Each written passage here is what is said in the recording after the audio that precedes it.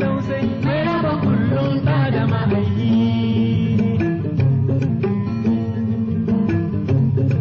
Ashe mutuwa ke baki da sabo, mutuwa ke baki da tausayi mai raba kullum so da masoya. Damu da biyu mutuwa ta ɗauke shi, inda sai ki hankuri, baba sai kai hankuri, mama sai kai hankuri, Aisha tuna rabu sai ki hankuri. Ranar mutuwa ta bitko, ranar rasuwa ta bitko, yau da malam madu, ubana da ran shi yana gida, amma ta da ran ta tana gida, amma gani maraye cikin gida.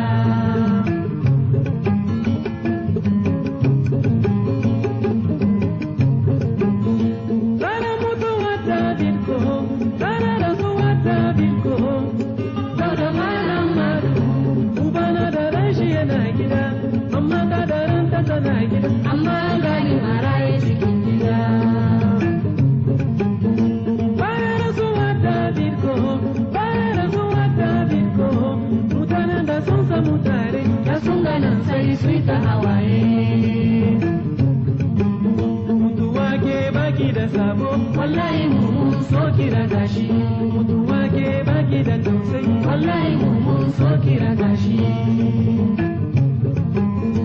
Kagara bumi kaga buzu, kagara bumi kaga buzu, yau sai ga buzu bara kumi, tunda yau bani da baina. Lokacin da birko na nan, kullum muna a tare, aiki tare muke yi, tuhahi muna iri dai, amma ana ce muna tawaye, amma ana ce mun mai shigo.